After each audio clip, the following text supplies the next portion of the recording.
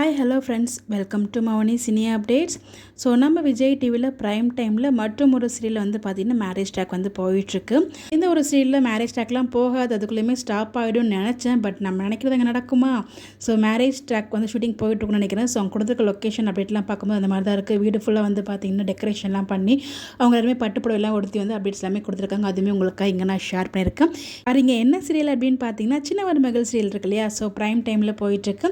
குடி போதையில் அவங்க அத்தை பொண்ணுக்கிட்ட தப்பாக நடந்துக்கிட்டாங்க அப்படிங்கிற ஒரு அக்யூசேஷன் வந்து வச்சுருக்காங்க. ஸோ ஒரே ரூமில் இருந்து பார்த்ததால இது எல்லாமே உங்களோட பிளான் தான். இதில் வந்து நான் ப்ரூஃப் பண்ணுறேன், என் புருஷன் நல்லவர் அப்படிங்கிற மாதிரி நம்ம ஹீரோயினுமே தமிழுமே பேசியிருப்பாங்க. மேபி ப்ரூஃப் பண்ணிடுவாங்கன்னு பார்த்தேன். எனக்கு தெரிஞ்சு தாலி கட்டுறதுக்கு முன்னாடி தான் ப்ரூஃப் பண்ணுவாங்க. அதுக்கு நடுவில் வந்து பார்த்திங்கன்னா ப்ரொமோ பார்த்துருப்பீங்க. அதாவது தமிழோட அப்பா வந்து பார்த்திங்கன்னா என்னோட பொண்ணுக்கு நீதி வேணும் அப்படின்னு சொல்லிட்டு வந்து உட்காந்துருக்காங்க. அந்த இடத்துல சேதுபதி அப்பா வந்து பார்த்திங்கன்னா போட்டாரு பாருங்க ஒரு போடு. ஒன்று விதியே அந்த கல்யாணத்தை ஏற்றிட்டு சேர்ந்து வாழட்டும், அப்படி இல்லைன்னா நான் என்னோட சொத்தில் பாதி சொத்தை உங்களுக்கு எழுதி கொடுத்துறேன், டிவோர்ஸ் வாங்கிட்டு போயிடுங்க அப்படிங்கிற மாதிரி சொல்கிறாங்க. செம ஷாக்காக இருக்காங்க மொத்த பேருமே. இது எங்கே போய் முடிய போகுதுன்னு தெரியல. ஸோ கண்டிப்பாக தமிழ் வந்து பார்த்திங்கன்னா ஆதாரத்தோடு ப்ரூஃப் பண்ணுவாங்க. பட் அது எப்படி ப்ரூஃப் பண்ண போகிறாங்க தான் தெரியல.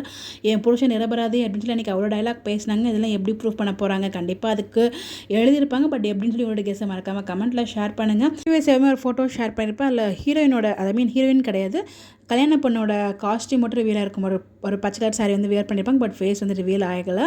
இவங்க எல்லாருமே வந்து பார்த்திங்கன்னா ரொம்பவே கிராண்டாக ட்ரெஸ் வியர் பண்ணியிருக்காங்க. ஸோ கண்டிப்பாக வந்து பார்த்திங்கன்னா மேரேஜ் ட்ராக் தான். ஸோ 100% மேரேஜ் நடக்காதுங்கிறது நமக்கு தெரியும். பட் அது எப்படி நிற்க போகுது அப்படிங்கிறது ஒரு மிகப்பெரிய ஒரு கேள்விக்குறியாக இருக்குது. வெயிட் பண்ணி பார்ப்போம்.